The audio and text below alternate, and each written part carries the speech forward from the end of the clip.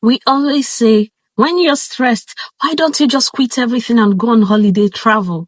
Do you know that travel can also be very stressful? Now, it's not about what you're doing to cope with your stress. It's actually about how you feel when you do that, when you carry out that exercise. Let me give you an instance where travel was actually very stressful instead of relaxing. So I had this event coming up in a different country, and I went for that event. It was, okay, maybe I should have rested more, but just the timing of the travel, when you're flying around midnight, you're not getting enough sleep by the time you get where you're going.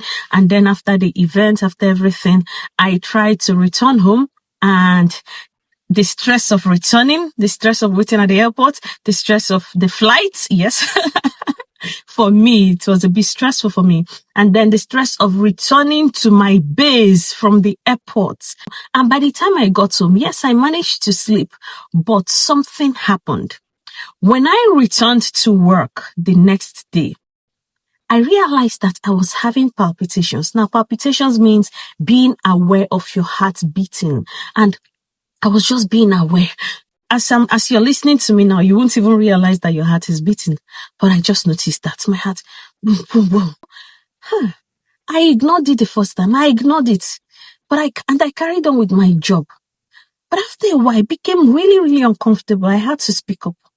And in speaking up, I got an ECG, that's electrical tracing of the heart, to see what's going on. And yeah, it came out all right. And I was asked to go home, to go and rest. Do you know that what happened to me was a clear case of a stress response? Now, stress can present in various ways. What many of us know is that when you're stressed, you're having headache, you're becoming irritable, every little thing is making you angry. But we don't usually talk about the physical symptoms, the way your body complains that you're actually very stressed and you need to rest. Now, you've learned about one of them, which is the irregular heart, the awareness of your heartbeat. That is palpitations. Another one that can happen to you is tummy pain. Some people, they get this tummy pain that they just can't explain. They've tried, they've done different things, but then they notice a pattern that when they are so stressed, that is when this tummy pain comes on. And that's when you start hearing about diagnoses such as irritable bowel syndrome. But just know that behind it, there is stress dealing with you. There is unresolved stress that is dealing with you. There is unresolved or uncontrolled stress hormones that are raging in your body and causing you lots of problems. In addition to headache, for some people, they just become so dizzy that it feels like they are going to pass out. For some people, they start feeling maybe weakness on the side of their body. This one has happened to me personally. I thought it was stroke, but at the same time, I was like, no, it can't be stroke because I assessed my risk factors. But then again, I was under very high level of stress during that short period, to the point that my body started responding with weakness on the side of my arm.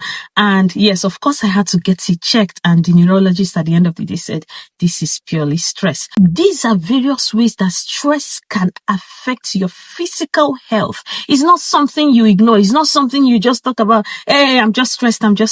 When you're stressed and your body is screaming, don't wait for it to start manifesting with physical symptoms like chest pain. Chest pain is another one. Do you know there is something called stress-induced cardiomyopathy? That's heart disease.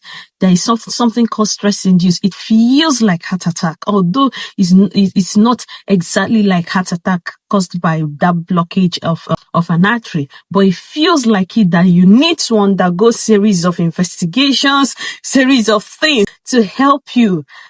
My dear, stress is not something that you just overlook and say is a normal thing. This is one thing that can reduce your quality of life and even lead to death in the long run if it remains poorly managed. So I'm encouraging you in this stress awareness mode, become intentional in resting, become intentional in trying to bring those stress hormones really, really down. And if you want to learn more, I'm encouraging you to join us at the upcoming Stress Management Summit next week, Friday and Saturday. You can't miss this. It's on the 10th and 11th of April. Check the description below on how to join. And if you love what you're listening to, share to other people. Let us create more awareness about the dangers of stress overload.